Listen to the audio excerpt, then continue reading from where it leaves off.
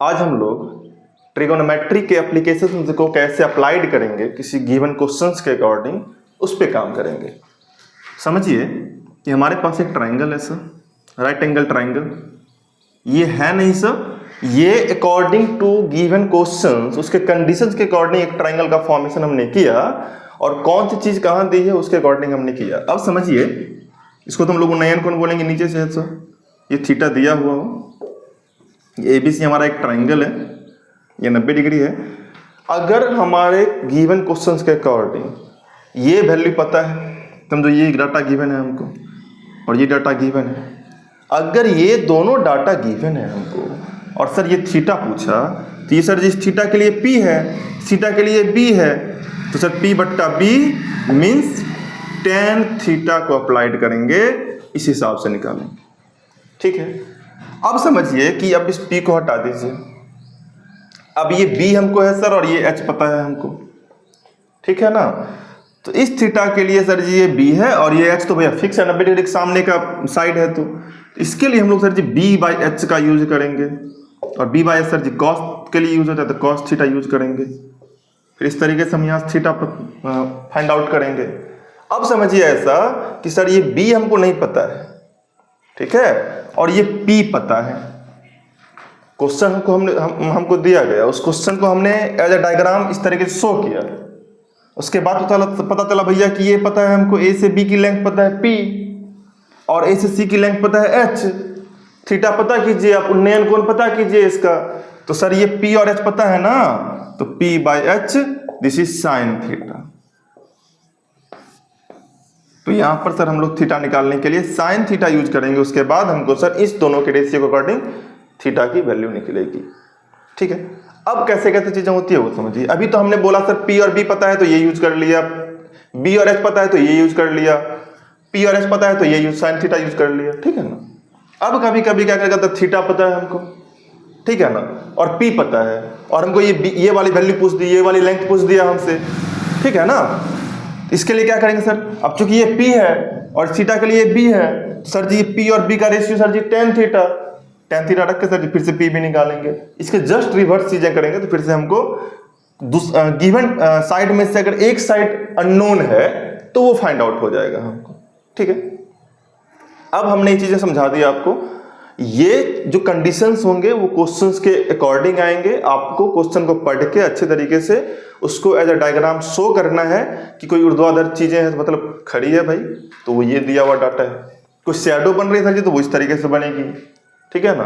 अब सर जी वो जो शैडो का सर जी ये लास्ट पॉइंट और सर जी इस पोल का अपर पॉइंट, इन दोनों सर जी मिलाने वाली साइड, ये लेंथ हो जाएगी हमारी सर जी हाइपोटेनस, राइट। अब चलते हैं क्वेश्चन पर देखते हैं।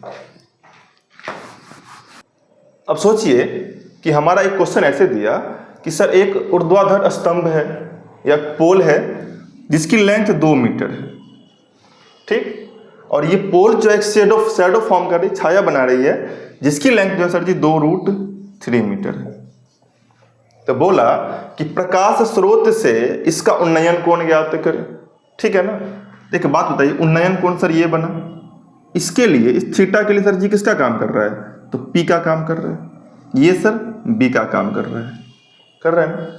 ये स्तंभ है सर, ये इसकी छाया की भाई लेंथ है, इसके लिए P और इसके लिए B। अभी जस्ट हमने क्या बोला सर कि जो डाटा गिवन है वो लिखो। आप AB पता है, यस सर लिखो, BC पता है, यस सर लिखो, और इसके लिए सर जी किसका काम करेगा, तो इसके लिए थीटा के लिए P है और इसके लिए B है, ये P और ये B सेम बात है, तो सर जी tan थीटा हो गया हमारा, हो गया। अब सर इस AB की वैल्यू, इस P की वैल्यू कितनी है सर, 2 मीटर, इस B की वैल्यू कितनी है सर, तो 2√3 मीटर बराबर tan थीटा हमने लिखा। ये 2 से 2 गया, मीटर से मीटर गया, बचा 1/√3 बराबर tan थीटा। अब देखिए, अब यहां से एक और कंसेप्ट समझिए कि सर जिसका आप यूज कर रहे हैं ना, जिस रेशियो का यूज कर रहे हैं उसमें सर इस tan में 1/√3 कितनी डिग्री की वैल्यू होती है, ठीक है, तो सर होती है tan 30 की। तो 1/√3 को हमने किससे रिप्लेस किया, तो tan के टर्म में कितने डिग्री की ये वैल्यू है सर, उससे इसको हमने रिप्लेस किया 1/√3 को, तो 1/√3 को हटाया और tan 30 लगाया और बराबर tan थीटा। tan से tan गया तो सर हमारी एंगल की वैल्यू क्या हो जाएगी, 30 डिग्री। तो प्रकाश स्रोत का उन्नयन कोण कितना होगा सर? थीटा बराबर 30 डिग्री। हमने लास्ट वीडियो में एक आपको कंसेप्ट दिया था, एक शॉर्ट ट्रिक दिया था कि ऐसे क्वेश्चंस अगर आपके ऑब्जेक्टिव में आए ना तो आप इसको सॉल्व नहीं करने की जरूरत है, आपको डायरेक्ट आप आंसर दोगे। कैसे दोगे आंसर? देखिए सर, ये लेंथ छोटी है और ये लेंथ इसके कंपेयर में बड़ी है, तो बड़ी छोटी वाली लेंथ के सामने का जो एंगल होगा वो छोटा होगा। हमने 3 बार बताया था कि यदि सर हमारा जो ये छोटी वाली वैल्यू है इसके सामने 30 डिग्री बनेगा, ये बड़ी वाली इसके सामने 60 बनेगा, और सर ये दोनों अगर इक्वल हुआ तो 45 बनेगा। ठीक है ना? तो चूंकि सर जिसकी वैल्यू छोटी है इसके सामने 30 डिग्री बनेगा, 100% बनेगा। ये लेंथ बड़ी है, इसके सामने ये अवनमन कोण जो सर जी बनेगा वो बनेगा 60 डिग्री का। क्लियर? इस तरीके से हम डायरेक्ट देखा 30 डिग्री ही बना। ठीक ना? नेक्स्ट क्वेश्चन फिर देखते हैं, इसको आप उतार सकते हैं। ये क्वेश्चन हमने लिखा कि एक सीधी ऊर्ध्वाधर दीवार से टिकी है, मतलब एक वर्टिकल सर जी दीवार है जिस पर एक सीढ़ी टिकी हुई है सर। सीढ़ी सर जी तो हमेशा इस तरीके से ही होगी ना, यही हमारा सीढ़ी है सर और ये हमारा दीवार है। ठीक है? जो क्वेश्चन में बोल रहा है उसके अकॉर्डिंग आप एक डायग्राम को शो कीजिए। तो एक सीढ़ी ऊर्ध्वाधर दीवार से टिकी हुई है तथा भूमि के साथ, ये भूमि हमारा ग्राउंड है सर, इस ग्राउंड के साथ कितना बनाती है भैया? तो बनाती है 60 डिग्री एंगल बनाती है सर। ठीक है?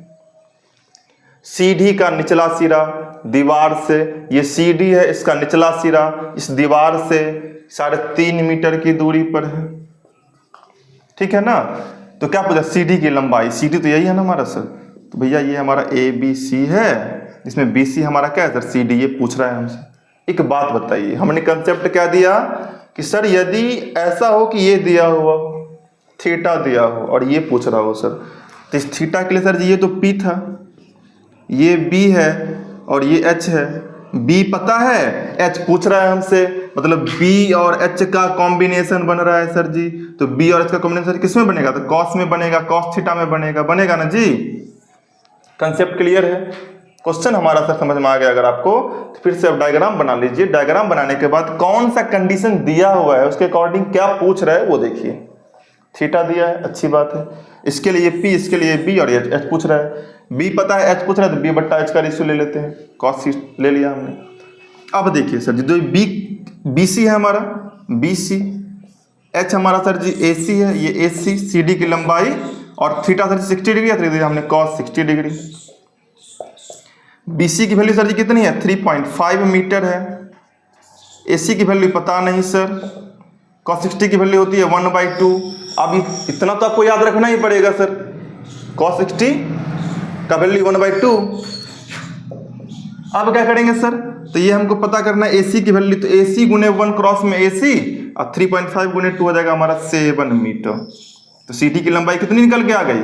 7 मीटर। क्वेश्चन दिखने में कितना बड़ा, सॉल्यूशन कितना छोटा हो गया आया इसका। ठीक है ना? इस तरीके से हम लोग क्वेश्चन वर्ड प्रॉब्लम को डायग्राम में शो कैसे करें और डायग्राम से फिर क्वेश्चन का आंसर कैसे निकालें, इस तरीके से आपको करनी है। क्वेश्चन हमारा है कि 1.5 मीटर लंबा एक प्रेक्षक एक चिमनी से 28.5 मीटर की दूरी पर है। प्रेक्षक समझिए, एक प्रेक्षक यहाँ है, इसकी लेंथ हाइट कितनी है? 1.5 मीटर, मतलब देखने वाला। और समझिए एक चिमनी है, इस तरीके से ये चिमनी है। ठीक है? माना कि AB एक चिमनी है। ठीक है? इस चिमनी से कितनी दूरी पर सर जी है? तो 28.5 मीटर की दूरी पर यह प्रेक्षक खड़ा है। ठीक है? हमारा एक AB चिमनी है और समझिए हमारा C पॉइंट है, और ये सर जी इस चिमनी के यहाँ से पाद से ये 28.5 मीटर की दूरी पे खड़ा है एक व्यक्ति, और यहाँ से चिमनी को देख रहा होगा, ये देख रहा है। तो इसके पैरेलल सर हमने ड्रॉ किया, ये पृथ्वी तल से हमने ड्रॉ किया। अब क्या हुआ सर, क्या कितना बना रहा है एंगल सर जी? उन्नयन कोण बन रहा है 45 डिग्री।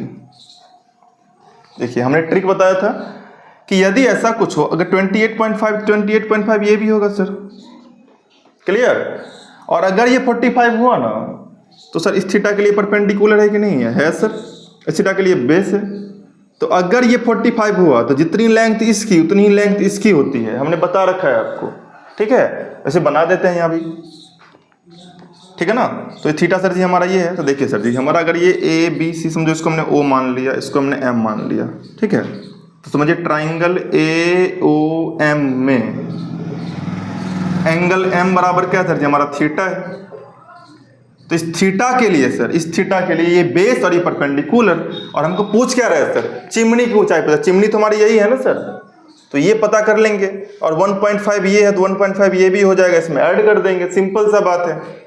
वैसे देखो आंसर डायरेक्ट होगा, ये 28.5, ये भी 28.5 और ये 1.5 इसमें ऐड किया, टोटल 30 मीटर हो गया सर जिसका लेंथ। सिंपल है, सॉल्व करते हैं। इस थीटा के लिए ये क्या हो गया सर, P हो गया, तो AO, और जो गिवन है हमारा बेस है MO, AO बाई MO किसका सर जी रेशियो, तो tan का रेशियो, tan थीटा का रेशियो। AO की वैल्यू सर जी पता नहीं, वही तो पता करना है सर। MO की वैल्यू 28.5, थीटा कितना है सर 40,